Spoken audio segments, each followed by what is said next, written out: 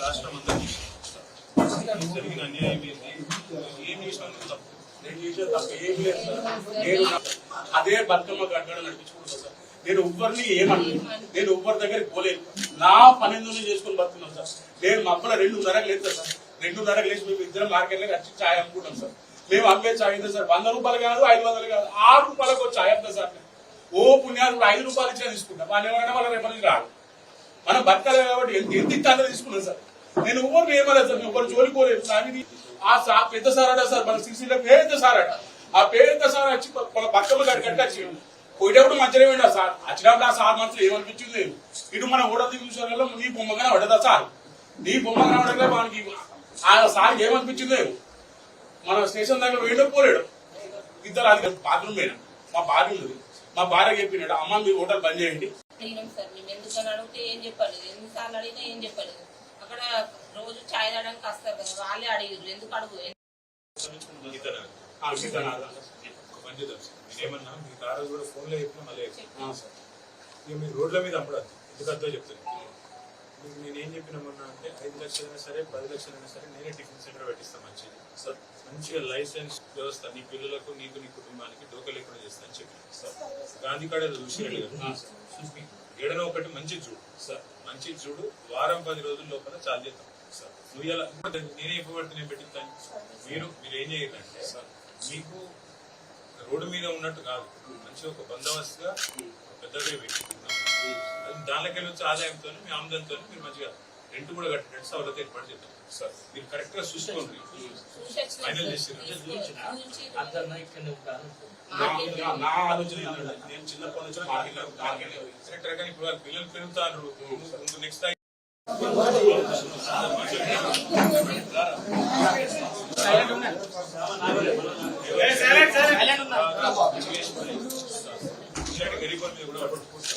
జరిగిన అన్యాయం రాష్ట్రం అంతా జరిగిన అన్యాయం ఏంటి, ఏం చేసినా తప్పు, నేను చేసిన తప్పు ఏం లేదు సార్. నేను 4 సంవత్సరాలు కూడా కేటీఆర్ తీస్తానని కూడా అదే బతుకమ్మ గడ్డ నడిపించుకుంటున్నాను సార్. నేను ఎవ్వరిని ఏమనలేదు, నేను ఎవ్వరి దగ్గరికి పోలేదు. నా పని చేసుకుని బతుకున్నాం సార్. నేను మా అబ్బల 2:30కి లేదు సార్. 2:30కి లేచి మేము ఇద్దరం మార్కెట్లోకి వచ్చి ఛాయ్ అమ్ముకుంటాం సార్. మేము అమ్మే ఛాయ్ ఎంత సార్? 100 రూపాయలు కాదు, 500 కాదు, 6 రూపాయలకు వచ్చి ఛాయ్ అమ్ముతా సార్. ఓ పుణ్యాలు 5 రూపాయలు ఇచ్చినా తీసుకుంటాం. వాళ్ళు ఎవరైనా వాళ్ళ రేపటి నుంచి రాదు. మనం బతకాలి కాబట్టి ఎంత ఇస్తానో తీసుకున్నాం సార్. నేను ఎవరిని ఏమలేదు సార్, ఎవరు జోలిపోలేదు. నాది ఏ కేసులు లేవు, నేను ఒక్కతో పంచాయతీ పెట్టుకోలేదు. ఆ పెద్ద సారాట సార్, మన సిసిలో పెద్ద సారాట. ఆ పెద్ద సార్ వచ్చి బతుకమ్మ గడ్డ వచ్చి పోయేటప్పుడు మంచిగా వెళ్ళా సార్. వచ్చినప్పుడు ఆ సార్ మనసులో ఏమనిపించింది, ఇటు మన ఓడది విషయాలలో నీ బొమ్మగానే పడ్డదా సార్. నీ బొమ్మ కనబడగా మనకి ఆ సార్ ఏమనిపించింది, మన స్టేషన్ దగ్గర వేయడం పోలేడు. ఇద్దరు అధికారులు పంపించి మున్సిపాలిటీకి ఇచ్చి నేను లేదు సార్. నేను బాత్రూమ్ పోయినా, మా భార్య ఉంది. మా భార్య చెప్పినాడు, అమ్మ మీరు హోటల్ బంద్ చేయండి, మీకు లైసెన్స్ ఎందుకు బంద్.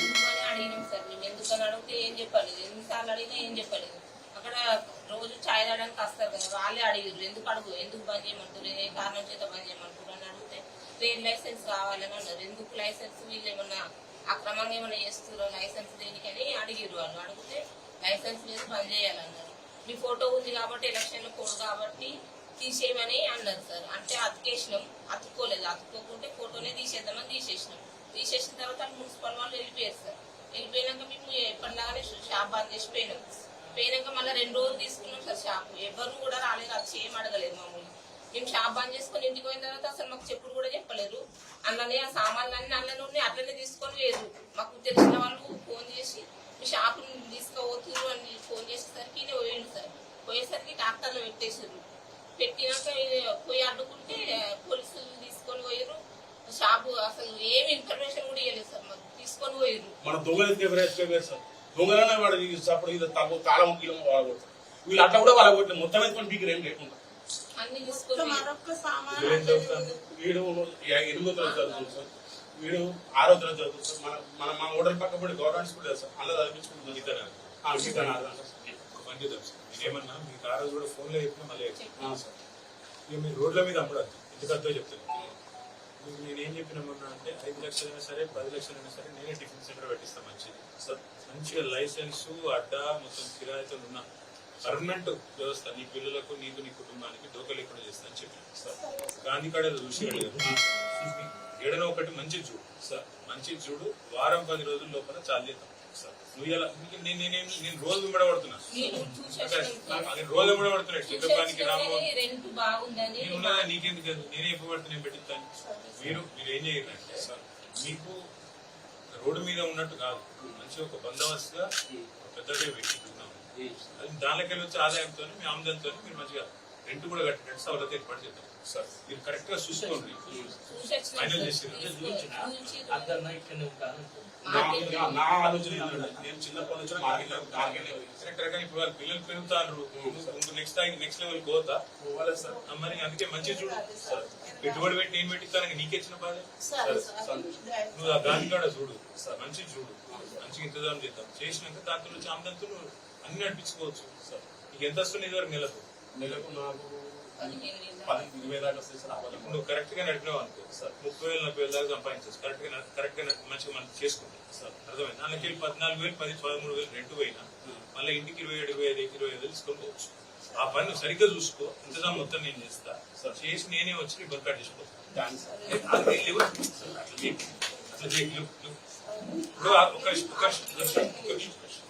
ఆ షాప్ ఇవాళ ఫైనల్ చేయండి సార్. ఫైనల్ చేసినాక అడ్వాన్స్ అంతా నేను పంపిస్తాను సార్. నేను వారం రోజుల లోపల చాలు కావాలి సార్. అదే కాకుండా ఇంకే వేరే కార్యాలయం నీ ఇష్టం సార్, నువ్వు ఏడ పెట్టుకుంటాడు. అదే ఇదే కాదు, నీకు ఏడంటే ఆడ పెట్టుకో. నీకు ఏడనేస్తారు, ఏడైనా సరే కానీ పూర్తి స్థాయిలో మళ్ళీ ఎవడు ముట్టకుండా కావాలి. ఎవడు నా మీద పోతే నీ మీద పడద్దు. ఎవడు పని నేను పంపిస్తాను అమ్మ. నేను ఆరోగ్యం చూసుకుంటాను.